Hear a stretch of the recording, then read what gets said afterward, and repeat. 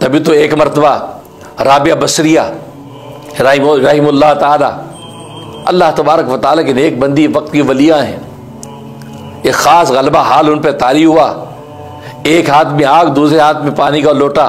लेकर बाहर निकली गली में और कहा कि हट जाओ पीछे, आज मैं उस जन्नत को जला दूंगी जिस जन्नत के लालच के अंदर लालच में जो मेरे मालिक को महबूब को याद करते हैं।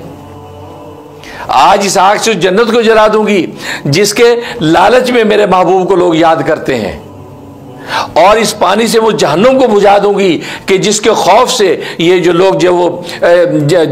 मेरे महबूब को याद करते हैं, वो कोई ऐसा नहीं है कि जो मेरे महबूब को मेरे महबूब के लिए याद कर ले, मेरे महबूब की मोहब्बत में उसको याद कर ले, उसकी ज़ात को फोकस करके इबादत कर ले। कोई जन्नत के लालच में है, कोई जहन्नुम के खौफ में है, आज मैं इस आग से जन्नत को जला दूंगी और ये पानी से जहन्नुम को ठंडा कर दूँ।